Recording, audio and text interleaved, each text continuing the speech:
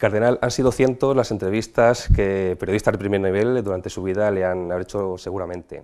Humildemente yo voy a hacer el intento de entablar una pequeña conversación con usted, sobre todo para los espectadores que tenemos, que son todos los cristianos y no cristianos de nuestro arciprestado Mancha Norte, en nuestro programa quincenal Iglesia en Camino.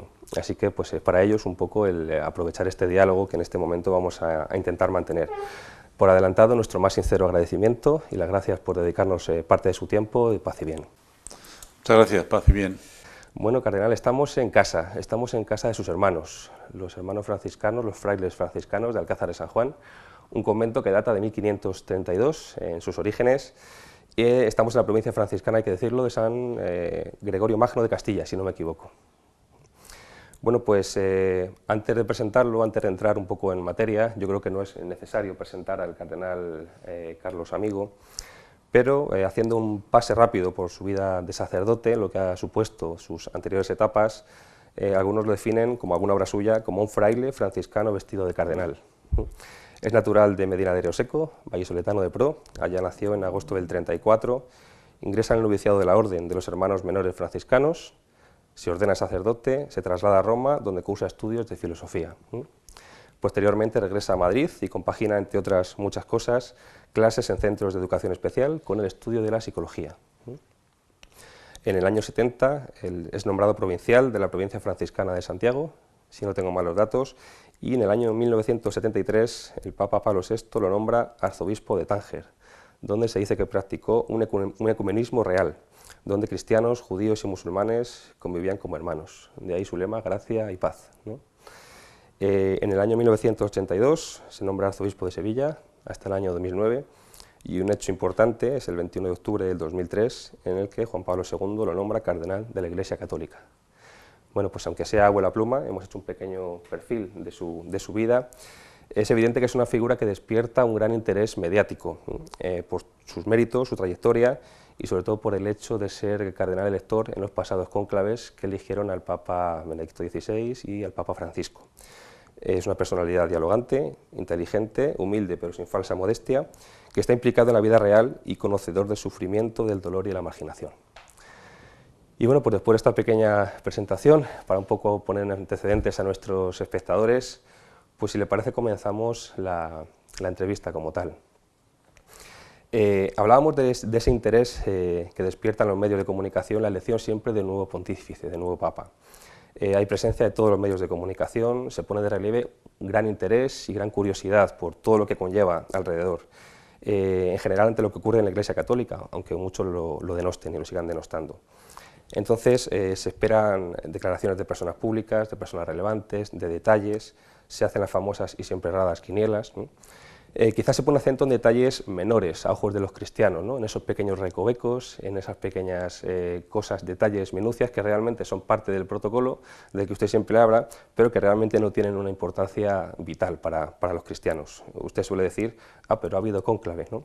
Entonces le pregunto, cardenal, ese interés que despierta la Iglesia en el punto de mira de todos, denota que ese imprevisto, ¿no?, que sale al encuentro del mundo y que es esperanza para muchos, sigue exigiéndonos a nosotros, a los cristianos, a todos los cristianos, hoy más que nunca, que seamos un ejemplo y un testimonio vivo de Cristo y de su Evangelio. Siempre nos encontramos con unos contrastes. La labor que realiza la Iglesia, magnífica. Podemos exhibir números espectaculares en todos los aspectos. En el aspecto de atención al marginado, presencia en la vida pública, en el campo laboral, la cantidad de puestos de trabajo, por ejemplo, que genera la Iglesia, un dato que no es frecuente que se exhiba. Y bueno, la labor de Cáritas, increíble, y de las congregaciones religiosas y las parroquias en mil formas distintas. Y siempre dice, bueno, y no se le reconoce esto a la Iglesia, no se aplauden sus éxitos, ¿no? Que se reconocen por otra parte. Pues es que la Iglesia no está nada preocupada por el aplauso. Nada preocupada. La Iglesia está preocupada por la fidelidad.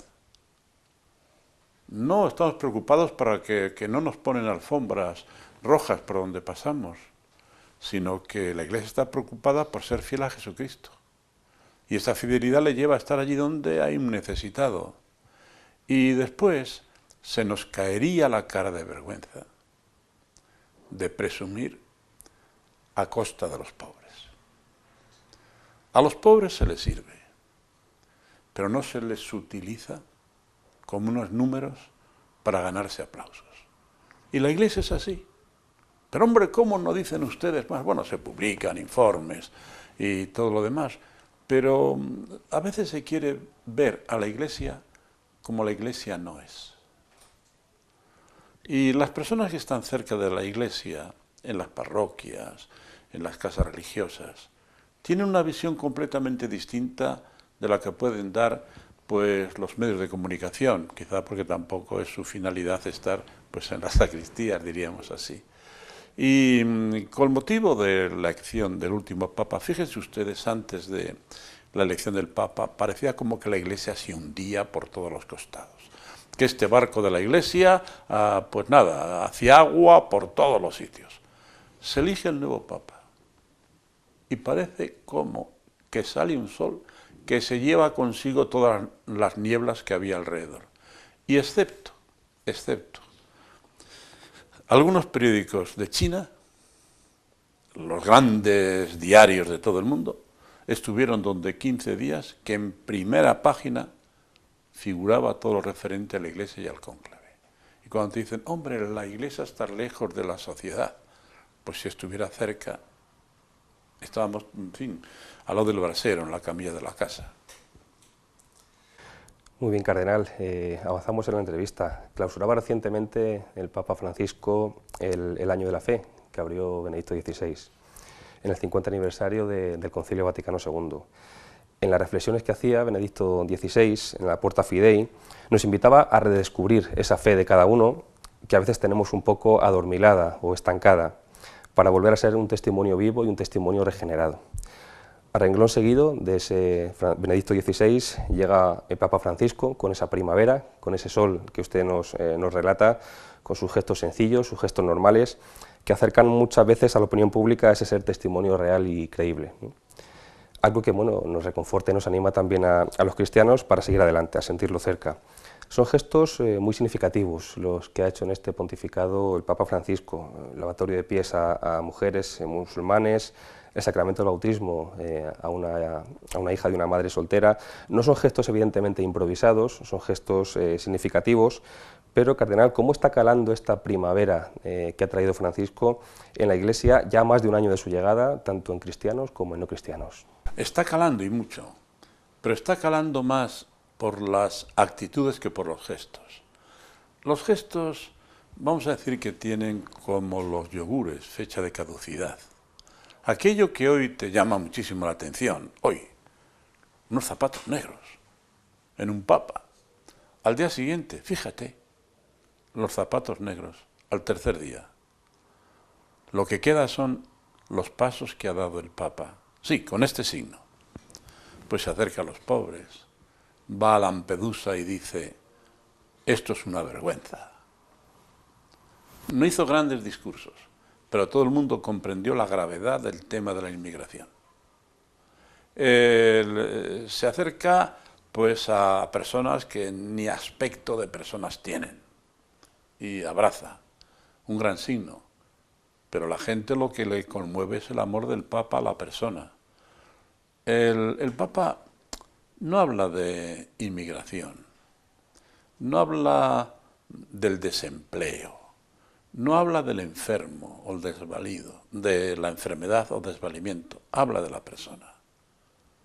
Este enfermo, este inmigrante, esta persona que no tiene trabajo, es, diríamos, como una llamada de Jesucristo para que te metas en sus carnes, que lo ha dicho él, meterse en las carnes abiertas de Cristo.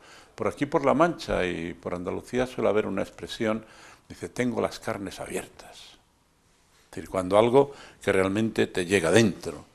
Y es admirable precisamente porque no se queda en los signos, sino que son las actitudes. El signo siempre es una cosa externa que te lleva a otro. Y este Papa nos ha dado la gran lección. Tengo que hablar el lenguaje que habla la gente, pero que en este lenguaje esté el amor de Cristo. Y yo creo que es el gran atractivo de todos, de los medios de comunicación, porque la gente le entiende. Pero no solamente porque entiende el lenguaje, es decir, las palabras, que al fin y al cabo son convencionales y en un país pues una palabra significa una cosa y en la otra otra. Y de hecho a nosotros nos emprenden, por ejemplo, muchos argentinismos, que a lo mejor dice, que te van a comer crudo. Bueno, eso también se dice aquí, que si te apartas de esto te van a comer crudo, decía hace relativamente poco. Te han metido un gol por toda la escuadra. No sé si esto en Corea significará lo mismo que aquí, pero todos comprenden lo que quiere decir. Que tienes que estar unido a otras personas, que hay que estar muy vigilantes y cubrir bien la portería. Y yo creo que esta es la gran fuerza, porque en todos los gestos hay mucho espíritu, mucho espíritu.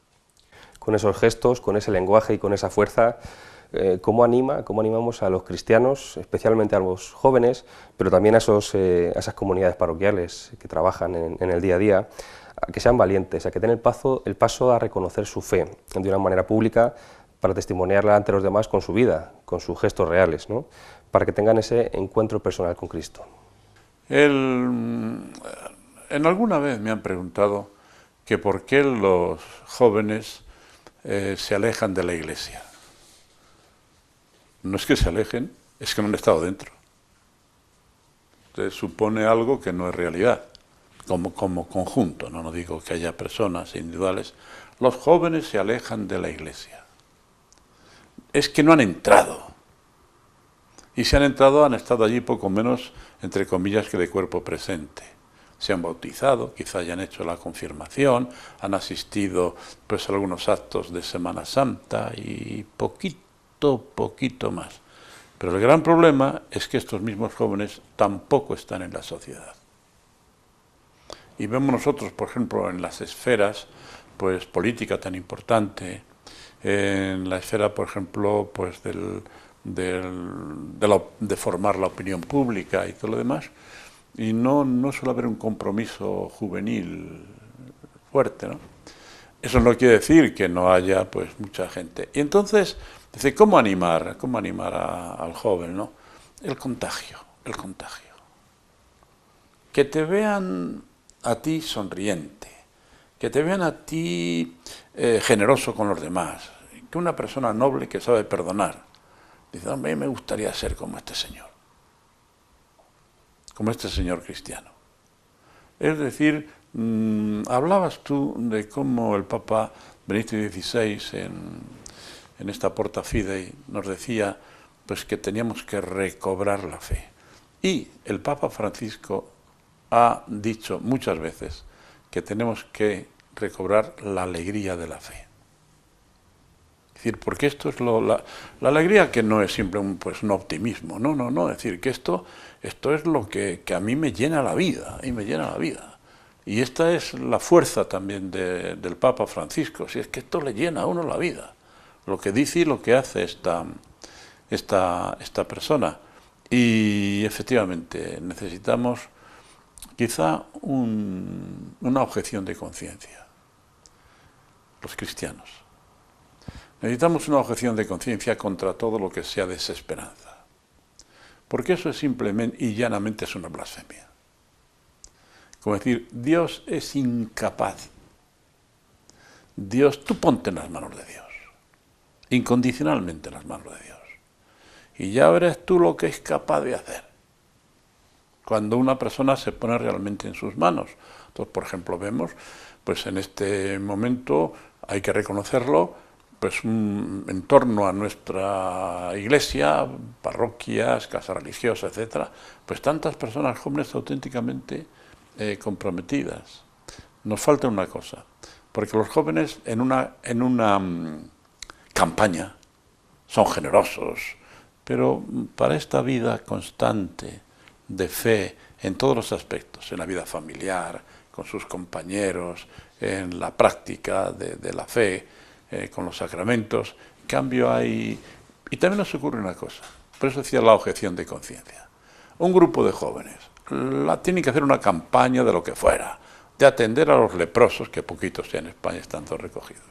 O una campaña de verano en un país del tercer mundo, bueno, una generosidad increíble en todos los aspectos, ¿no? Dedicar sus vacaciones e irse a este sitio y al otro para poder ayudar. Te vienen. Y tú les felicitas, porque tienes informes de lo que han hecho. Oye, estupendamente, como en esos 2 meses que habéis estado allí. Qué entrega, qué dedicación, viviendo en unas condiciones increíblemente austeras, porque lo exige. Bueno, tú les aplaudes, les vitoreas, les abrazas, les felicitas, y empiezan ellos a hablar. Dicen, sí, pues es verdad, pero ya sabe usted, todo lo que decimos a los chavales por la mañana la televisión se lo lleva a mediodía. Todo lo que hablamos de la unión, la familia desestructurada. Pues todo lo que eso, la vida política que es un desastre. O sea que ustedes trabajan como jóvenes y, perdón, hablan como viejos. Y un joven tiene que hablar como joven también. Esta es la recuperación, diríamos, de la alegría de la fe y de objeción a la desesperanza. No cabe. Pero después resulta que aquí decimos, las obras son extraordinarias. Decir, no, una cosa es lo que se habla y otra cosa lo que se hace. Aquí es al revés, se hace algo extraordinario y después parece que son personas, no que sea así, como desilusionadas, amargadas, porque lo que siembran, pues el viento de las malas costumbres se lo lleva. Mira, el sembrador cuando salió, parte cayó en el camino, y parte en las espinas y parte pues entre las piedras o lo que fuera. Pero por favor, el sembrador no era tonto. Y la mayor parte de la semilla pues cayó en tierra buena, dio el 100 por 1. No te detengas en las piedras, ni en las espinas, ni en el camino, hombre. Métete en la tierra buena. Pero hay que descubrir dónde está la tierra buena, que es mucho más que la otra. Ya lo creo.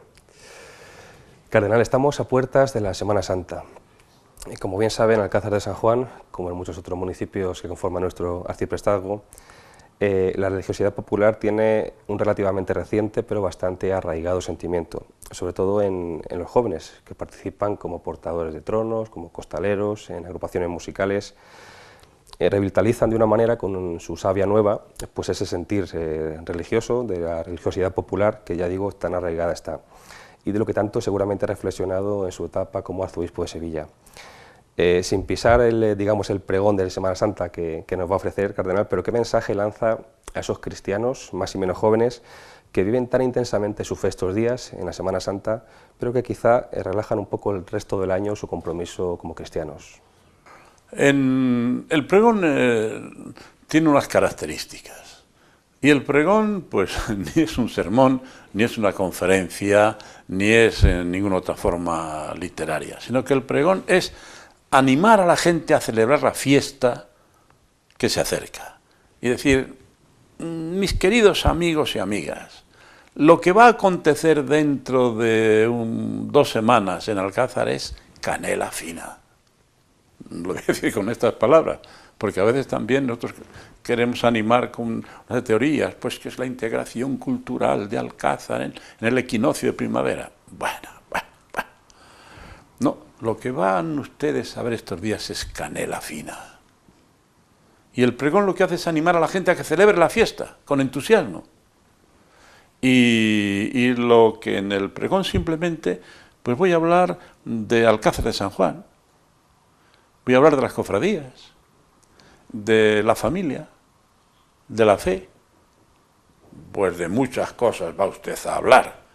Es que la Semana Santa, o en la Semana Santa posiblemente, se den cita los grandes amores, por decirlo de alguna manera, de Alcázar o de mi pueblo. La Semana Santa de mi pueblo es la mejor Semana Santa del mundo, porque es la de mi pueblo, la de mi familia, la de mi niñez, la de mi fe. Y eso puede decir exactamente igual cualquier ciudad, cualquier pueblo. No se trata de los méritos, el valor de las imágenes, la música, no. ¿Por qué? Porque en la Semana Santa se dan cita a algo tan importante como la fe, indiscutiblemente. Pero es que esa fe no la quiere uno vivir solo, sino que los hijos de Alcázar, que están en Santander, están ya contando los días para venirse aquí a celebrar con su familia la Semana Santa. Y si tienen que estar en Santander, van a llorar cuando se acuerden de lo que está sucediendo en su pueblo en este día. Es decir, que es la fe y es la familia. Y hay otro pivote, diríamos, otra raíz profunda, que es la propia cultura. Aquí, en Alcázar, estoy seguro, que habrá unos dulces, unas comidas, unas cosas propias de la Semana Santa, igual que en mi pueblo. Bueno, pues aquello me sea mía gloria bendita, pero no porque sean unos dulces exquisitos, sino porque eran los dulces que hacía mi madre. Entonces la Semana Santa lo transforma todo. Y pues uno contempla las imágenes que pasan por estas calles, ¿no? Y es que parece como que la imagen se desvanece y que tú ves la realidad que está detrás de esa imagen. Y después es una acción catequética sobre todas las personas que le contemplan. Que pues está la madre allí con sus niños, que esté para acá, y él dice, ¿y por qué le pegan? ¿Y por qué llora? ¿Y por qué le ponen coronas de espinas? Y la madre da unas catequesis increíblemente hermosas y exactas. Y exactas. ¿Por qué? Porque ella proyecta en sus hijos aquello que ella ha vivido. Pues no habrá llevado corona de espinas, diríamos vegetal, pero para sacar adelante a la familia. La de veces que habrá tenido que llorar en silencio para que no le viera a su familia. Todo esto, pues diríamos que Alcázar ofrece el escenario, pero los auténticos intérpretes son Jesucristo y los hombres y mujeres de Alcázar. Vestidos con vestidos diferentes, pero indiscutiblemente con una religiosidad muy profunda. Al fin y al cabo, la religiosidad es la expresión, pues, de la fe, de lo religioso, igual que la amabilidad es la expresión de ser un amable.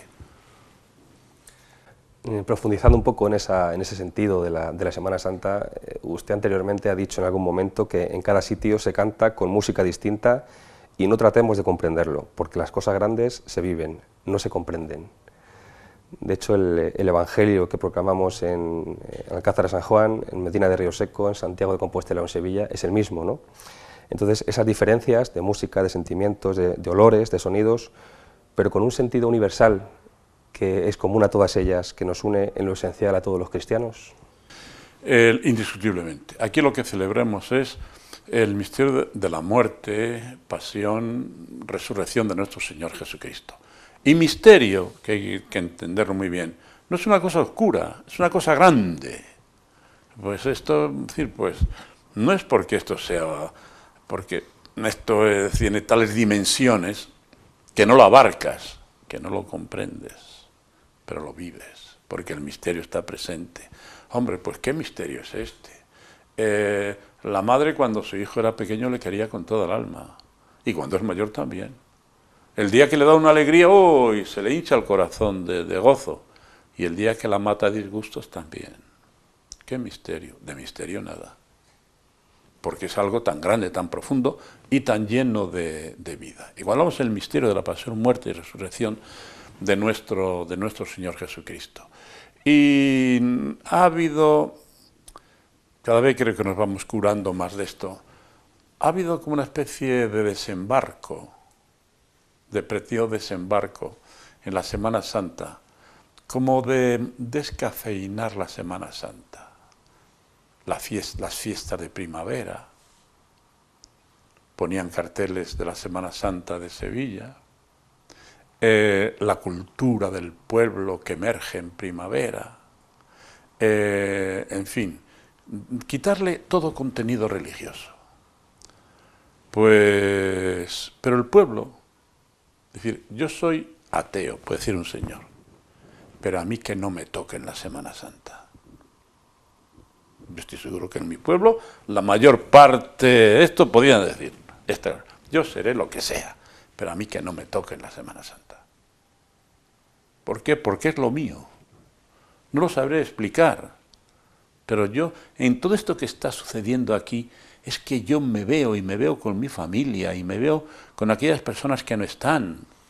Hoy, si estuviera aquí mi hijo que está en América. Y el gran sentimiento que suele haber en Semana Santa es que la gente, el no tener aquí al lado a las personas que quisieran que estuvieran. Su hijo está, qué sé yo, trabajando en Murcia y no puede venir porque tiene trabajo esos días. Bueno, pues para la familia el que haya una silla vacía en la comida del Jueves Santo, eso le abre las carnes, como decíamos anteriormente.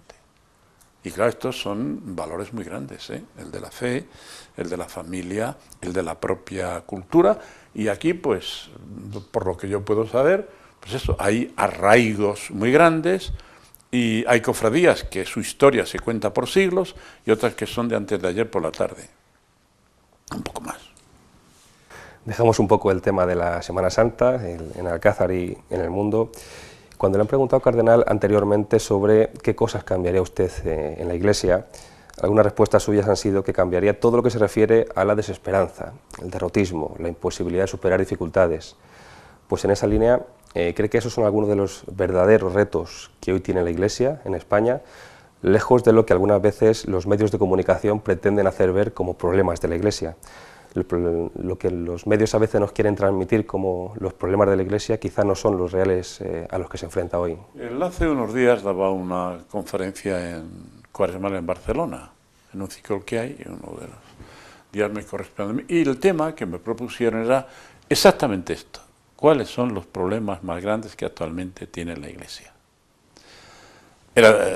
Podían pensar que decir, pues el problema que tiene es la falta de vocaciones, el problema que tiene pues es que las parroquias no están suficientemente atendidas, el problema es de no sé qué, no sé cuál. No, ¿qué va? El auténtico problema es Dios, que la gente pues nos acostumbramos un poco a vivir como si Dios no existiera. Este es el problema fundamental, más que problema, la preocupación fundamental, hacer ver a la gente el rostro de Dios, la huella de la mano de Dios en las cosas. Y todo esto lleva a la aceptación de la palabra de Dios viva, que es Jesucristo, y este es el problema radical, fundamental, y si este tema no le asentamos bien, todo lo demás es hojarasca. Es hojarasca, porque esto es la gran verdad, que Dios envía a su Hijo como Redentor, como modelo de vida cristiana. Después vienen todas las demás cuestiones, pero ciertamente, ese es mi convencimiento, aquí el tema fundamental es Dios. Dios y el creer en Dios y cómo Dios se manifiesta en Jesucristo y nosotros pues seguimos a Jesucristo. La verdad que estaríamos aquí horas y horas continuando, escuchándole, hablando de todos estos temas, pero bueno, tenemos que ir encarando un poco la recta final de este momento. Cardenal, ¿se relaciona usted o se ha relacionado con las más altas esferas de gobiernos civiles, eclesiásticos, la curia romana, el colegio cardenalicio? Cardenal, ¿cómo es posible y cómo consigue mantener esa perspectiva de contacto con la realidad, con la gente real, con la gente de a pie, y para no perder esa sensación de realidad con la gente sencilla? Por una respuesta muy simple. O todas estas instituciones que decía al principio, ¿existen para servir o no tienen ninguna razón de ser?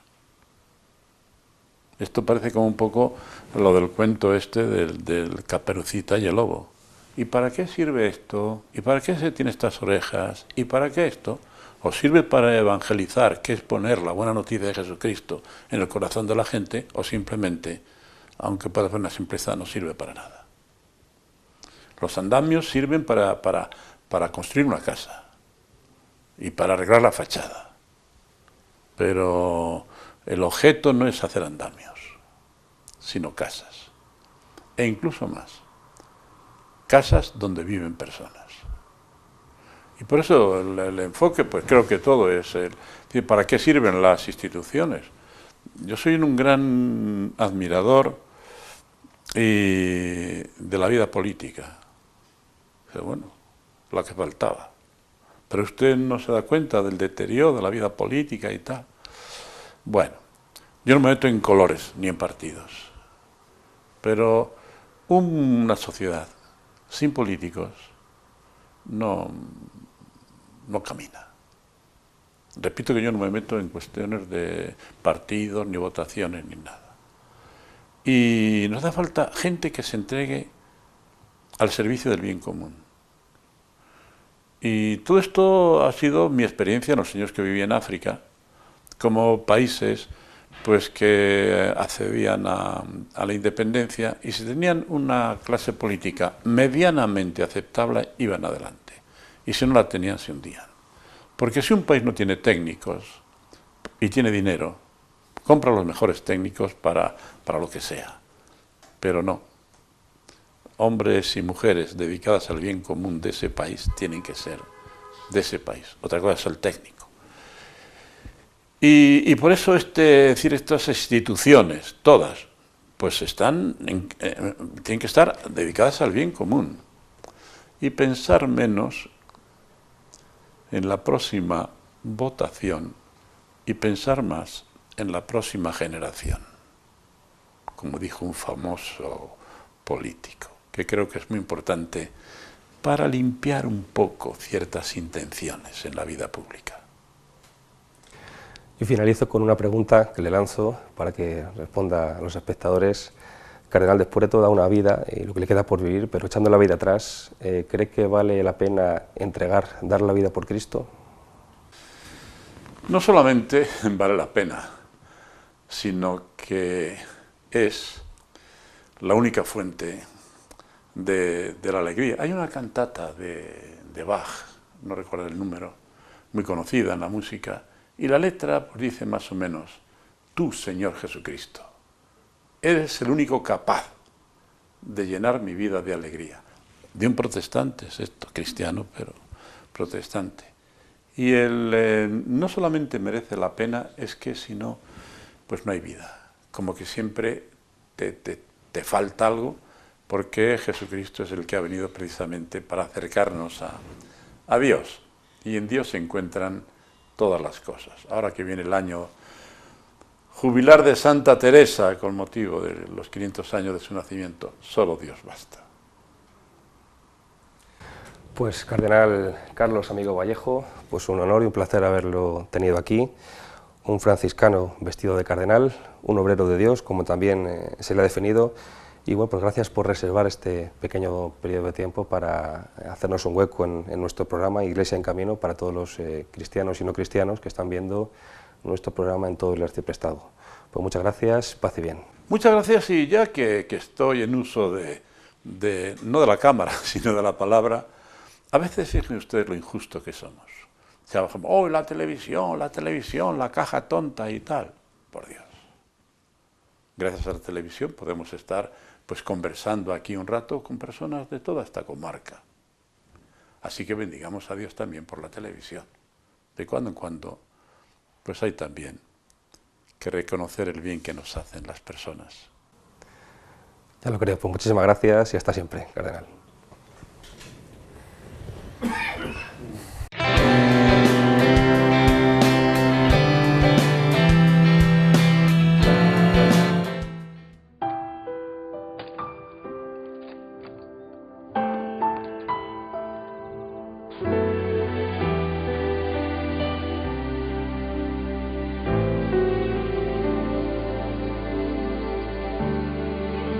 Si hubiera estado allí, entre la multitud que tu muerte pidió, que te crucificó, lo tengo que admitir, hubiera yo también clavado en esa cruz, tus manos, mi Jesús. Si hubiera estado allí,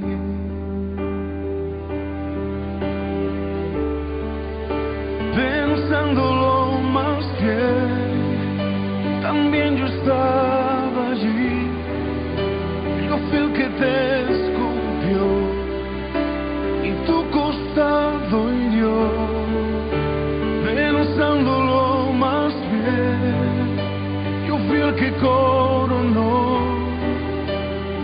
espinas y dolor. Tu frente, buen Señor, también yo estaba allí.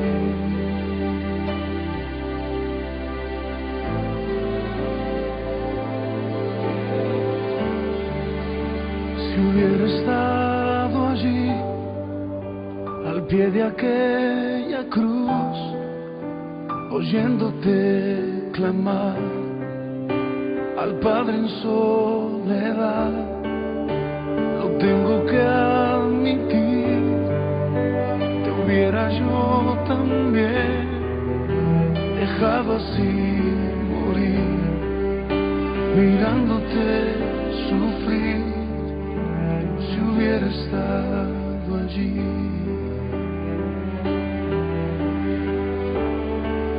Pensándolo más bien, también yo estaba allí. Yo fui el que te escupió y tu costado hirió. Pensándolo más bien, yo fui el que coronó de espinas y dolor tu frente, buen Señor. Pensándolo más bien, también yo estaba allí. Yo fui el que te golpeó y de ti se burló. Pensándolo más bien, yo fui el que te azotó. Yo fui el que laceró tu espalda, mi Señor. También yo estaba allí.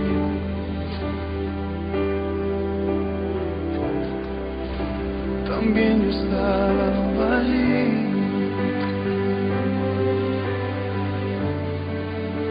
También yo estaba